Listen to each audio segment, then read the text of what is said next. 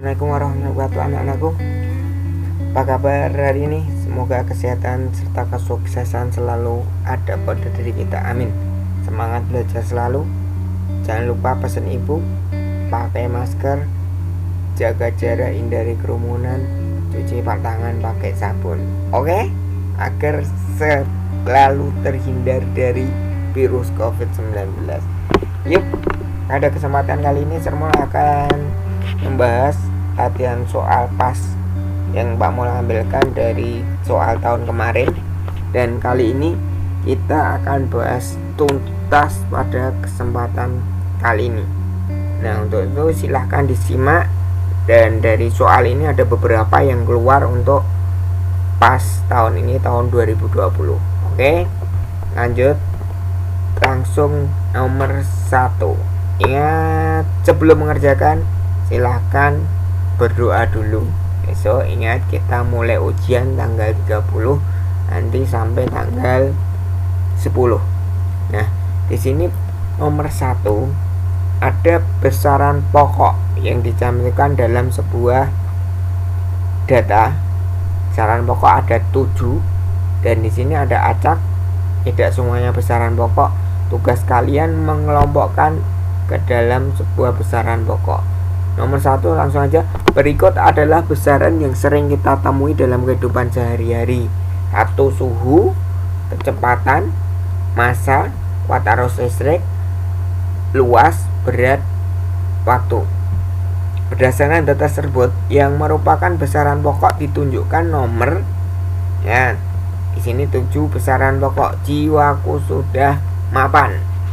Pelajaran di awal bab 1 kita pelajari itu, yang termasuk 1 suhu. Nah, ini termasuk ya, suhu masuk.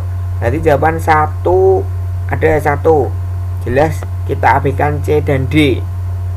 Kecepatan tidak. 3 massa. Jelas massa masuk. Berarti jawaban antara A dan B. Sekarang kita lihat nomor 4-nya. Kuat arus listrik masuk. Nomor 5 ini luas tidak. Berarti jawaban yang B.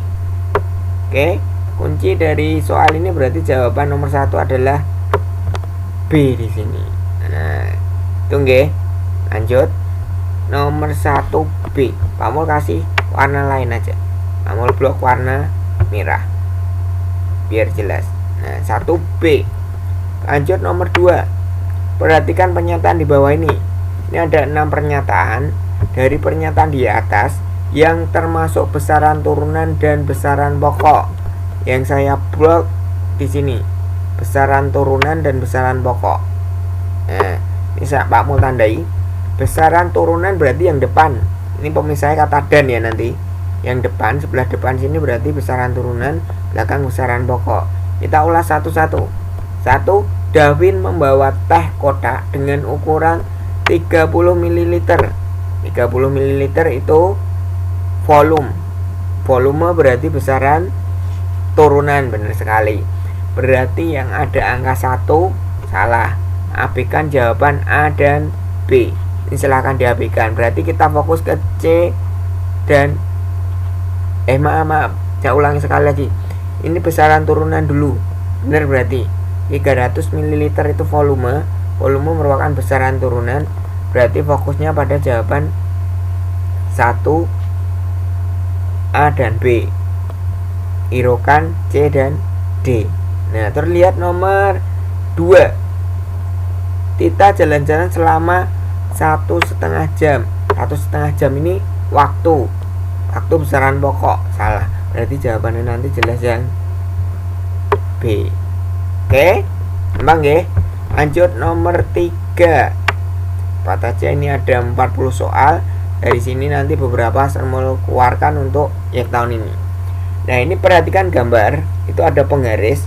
Siswa disuruh mengukur besarnya panjang pensil dengan menggunakan penggaris ini.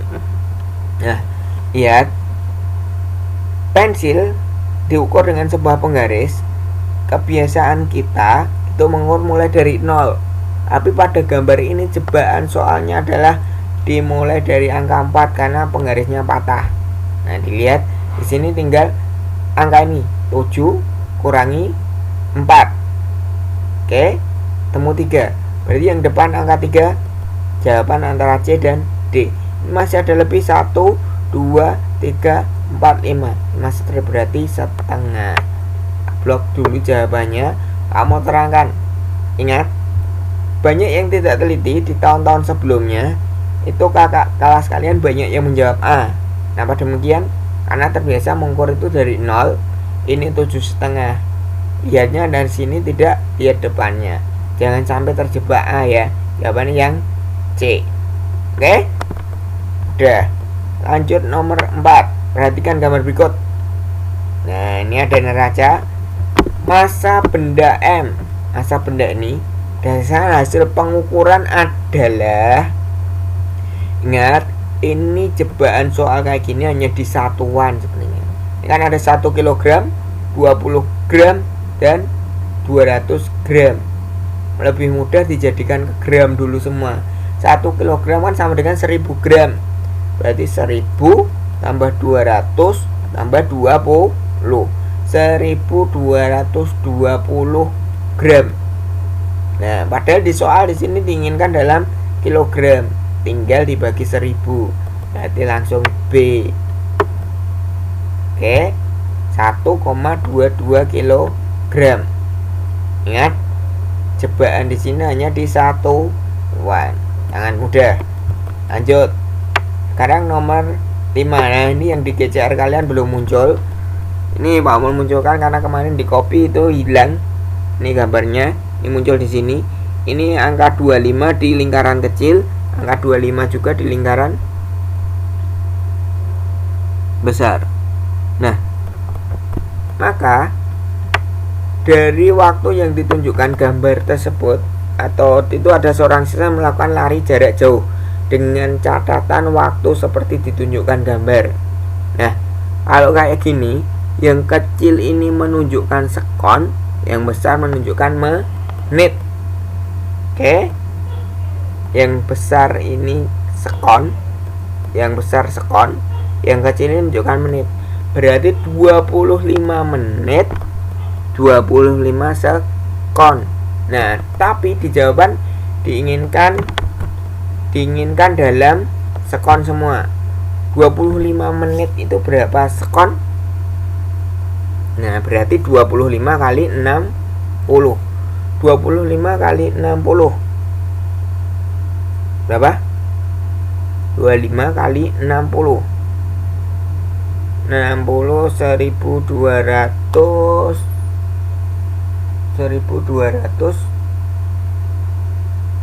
25 kali 60. Nah, 25 kali 60 itu 1500, maaf, 1500. Tadi 1525. Berarti jawabannya jelas ini. Tadi ingat yang saya tekankan di sini. Yang bagian tengah kecil ini menunjukkan menit. Yang panjang besar, lingkaran besar menunjukkan detik atau sekon.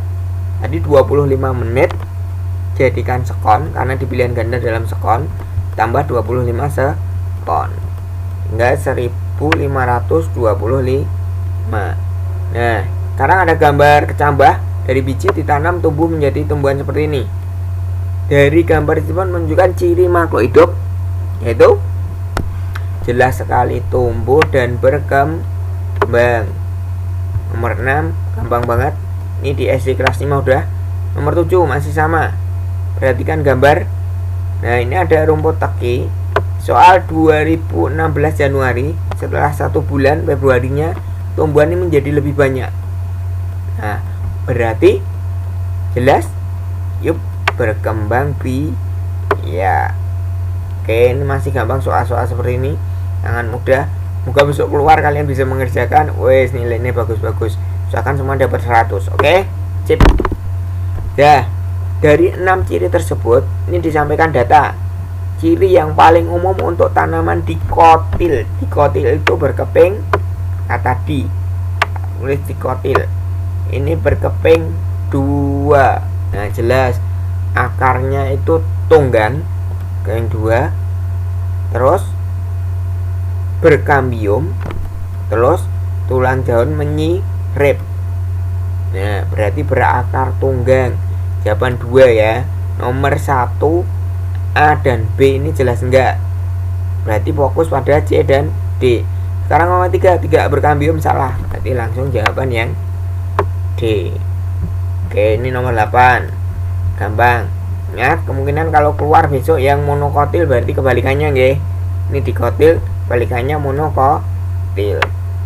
Lanjut untuk nomor 9. Ditemukan seekor hewan di pantai memiliki ciri sebagai berikut. Yang suka pergi ke pantai mungkin pernah melihat seperti ini. Ciri-ciri di atas termasuk kelompok lunak, licin, berlendir. Terus pada kulitnya banyak terlihat kelenjar. Bagian tubuh luar dinding rangka tersusun atas zat kapur. Ini seakan siput atau keong-keongan atau kerang. Nah itu tergolong ke dalam moluska. Oke, gampang. Ini tak ganti, ini ada yang keliru, maaf. Naura. Nah ketika Naura berjalan di pematang sawah, ia menemukan hewan dengan ciri-ciri sebagai berikut. Panjang, berbentuk gilik, memiliki banyak kaki. Ini paling menonjol di sini. Memiliki banyak kaki, berkuku-kuku blok. Tubuhnya dilindungi oleh rangka luar yang relatif keras. Nah, banyak kaki. Hewan yang memiliki banyak kaki itu termasuk ke dalam Crustacea kah? Crustacea itu udang-udangan.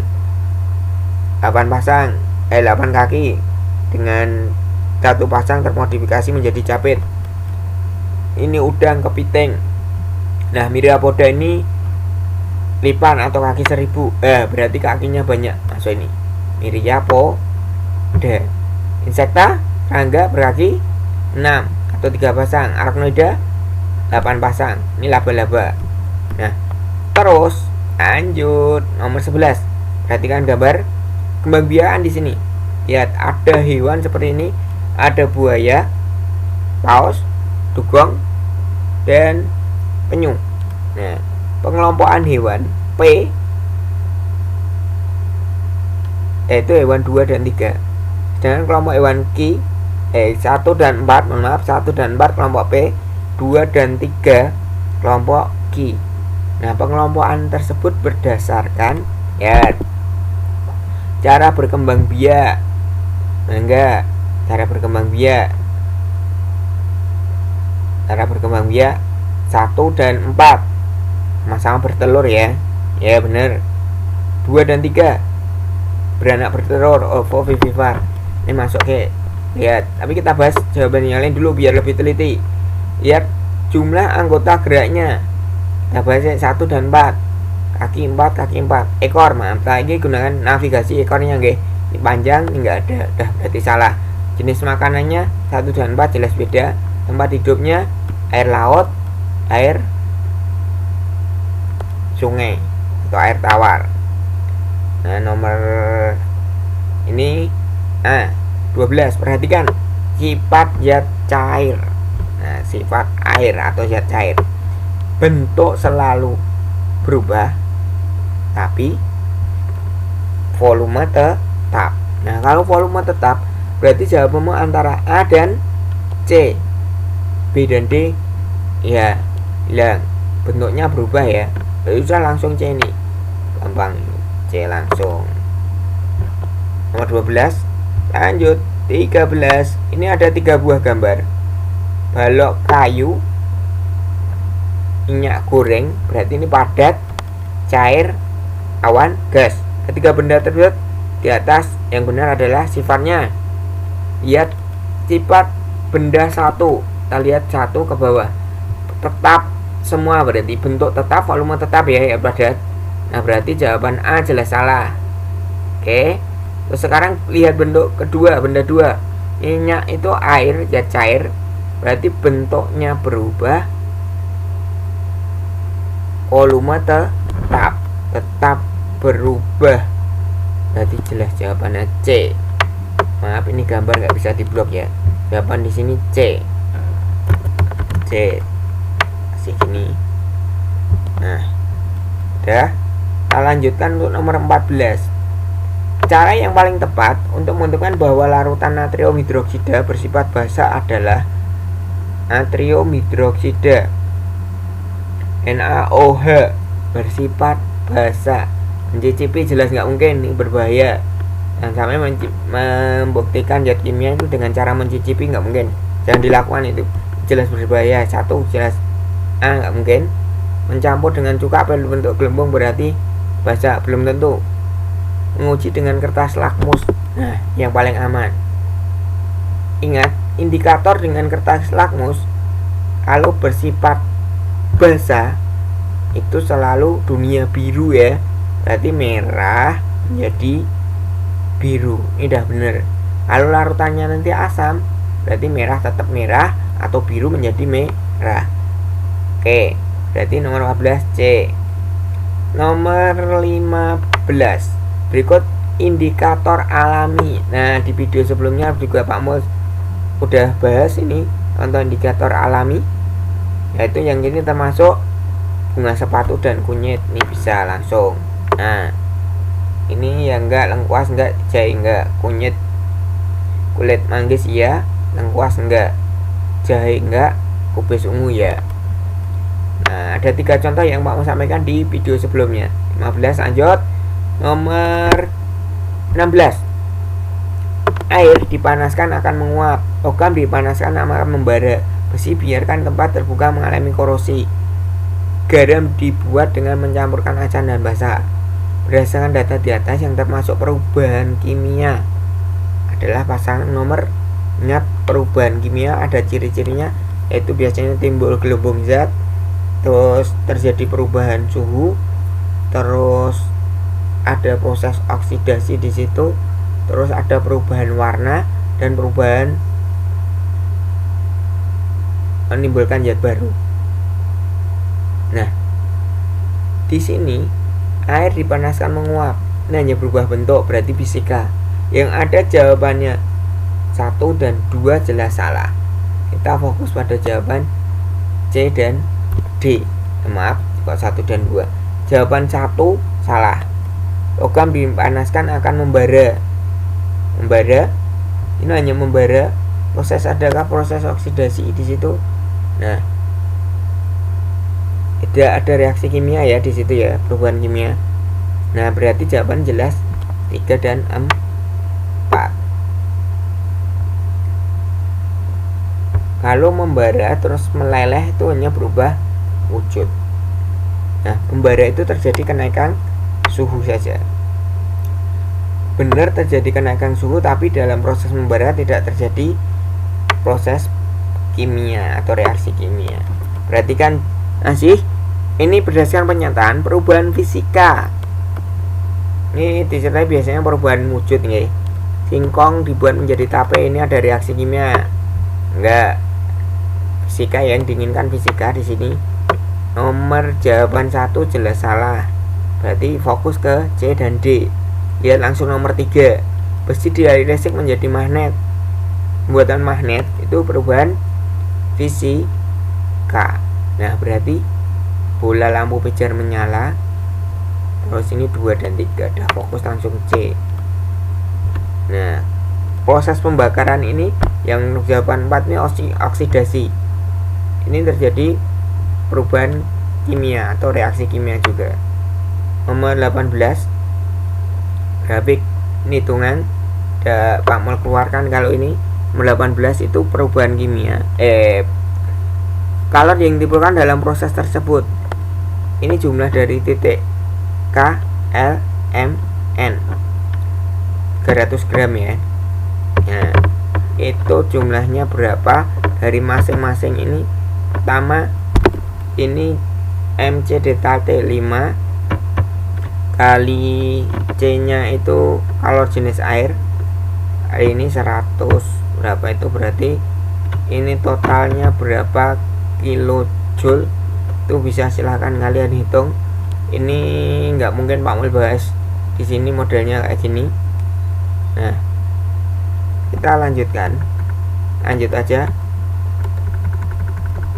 Cek, ini besok tidak Pak Mul keluarkan, silahkan belajar relax dulu. Ini mulai 2 tahun yang lalu udah nggak masuk SKL nih. Nah kalau ini juga tidak. Nomor 20 yang hitungan ini masalah kalor, karena untuk detailnya 20 ini jelas tidak Pak Mul keluarkan. 18 19 enggak. Di daerah penggunaan titik didih cair, zat cair turun sehingga mendidih pada suhu kurang dari 100. Faktor yang mempengaruhi jelas apa? Tekanan udara makin ke atas itu makin kecil sehingga menyebabkan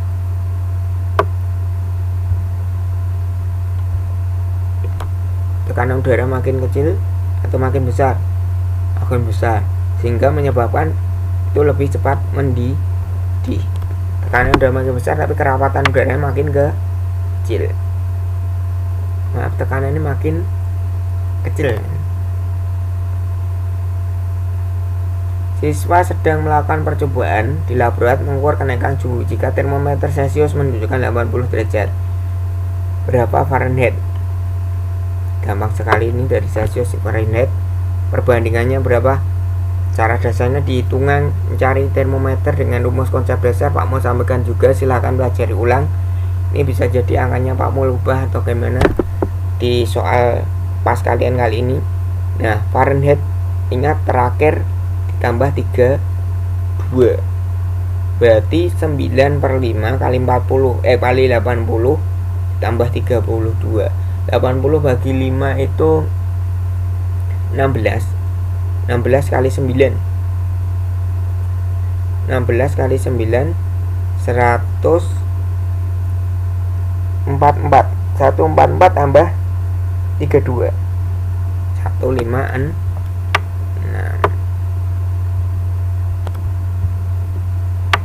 Nah ini sama Celcius, dari skala Celcius 140 Fahrenheit diubah ke Celcius, dikurangi dulu 32. Ini kebalikannya. Kalau tadi terakhir ditambah 32, kalau ini dikurangi dulu 32. Berarti 108 dikalikan 5/9. 108 dikalikan 5 bagi 9. 108 bagi 9 itu 12. 12 kali 5. Nah sini ketemu 60. Sedangkan ini ada termometer X, titik tetap atas ya, ini titik tetap atas 150, bawahnya min 30. Ingat ini min tak blok ya, min 30, minnya ke blok, harus blok min 30, sini 150. Ingat. Nah menunjukkan skala 60 derajat X, berapa yang ditunjukkan Celcius. Tadi perbandingannya dulu. Celcius jelas 5 aja ya, 100 kurangi 0. Lihat dulu. Ini 150 min 130. 150 min 30 berarti 180. Dibagi berapa dengan 100? Penyederhananya. Ingat ini cara hitung termometer X, silahkan dilihat di videonya sebelumnya dulu, video sebelumnya. Ini berarti 9, perbandingannya 9 banding 5. Tapi nanti terakhir ditambah dulu min 30 kalau dijadikan ke termometer X. Kalau jadikan ke Celcius berarti dikurangi dulu dengan min 30, berarti sama aja ditambah 30. Oke, perbandingan 9 dan 5 ya. 60 X berarti 60 dikurangi min 30 dulu, 90. 90 kali 5/9 jelas 50.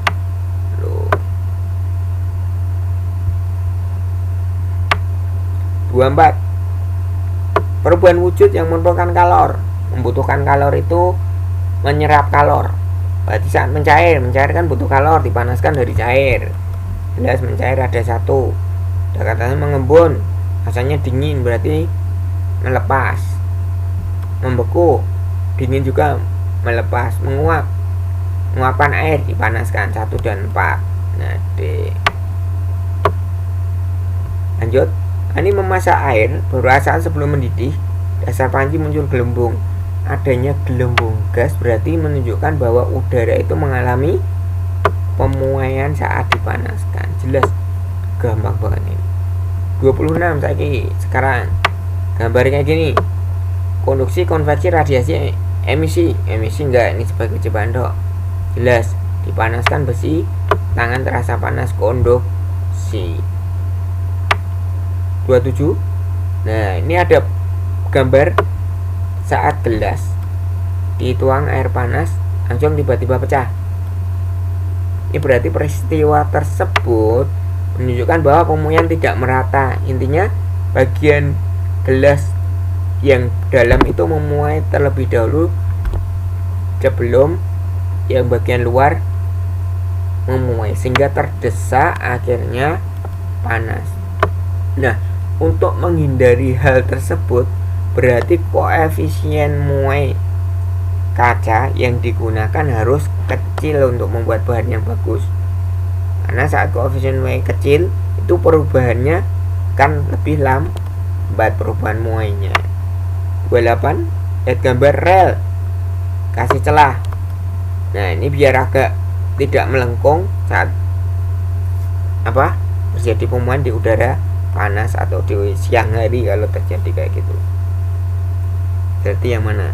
Pada saat besi memuai rel tidak melengkung. Oke. Lanjut 29. Disitu perhatikan kehidupan sehari-hari berikut. Memberi telah pada sambungan rel, menyambung plat besi dengan cara dilas, kaca jendela buat renggang, kabel listrik di bahan tembaga. Dampak negatif pemuaian untuk mengurangi, berarti jelas 1 dan 3. B. Nomor 30. Nah, ini ada bimetal. Intinya bimetal itu saat dipanaskan akan melengkung ke arah yang titik muainya lebih, koefisien muainya lebih kecil. Karena yang bagian atas ini saat dipanaskan kayak gini melengkung karena pertambahan panjangnya lebih panjang. Ini berarti koefisien muai A nanti harus lebih kecil dari B. Nah, ini massa jenis sebagai cobaan. Jawabannya koefisien muai. Koefisien muai logam A lebih kecil, berarti yang atau hubungan B lebih besar. Jawabannya yang D.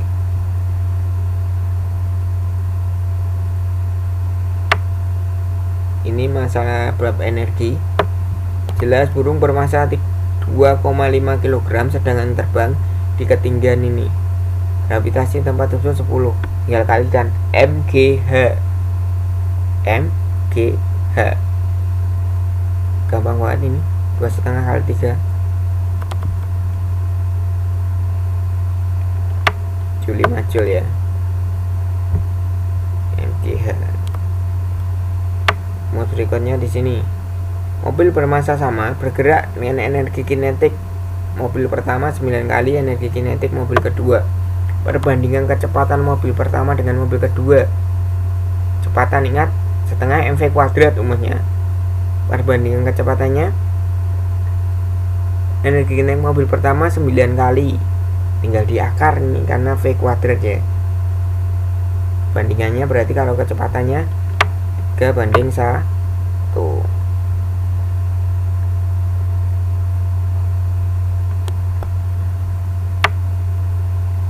Ketiga, sumber energi yang dapat diperbarui ditunjukkan oleh fosil, jelas enggak? Yang ada angka 3 salah, B dan C salah. Angin, matahari 1, 2 dan air 1, 2 dan 4. 4. Ini soalnya gampang-gampang Pak Mul buat. Dan Pak Mul ambilkan dari beberapa soal UN ya. PLTA. Perubahan energi yang terjadi di PLTA jelas dari potensial air ke kinetik gerak menghasilkan listrik.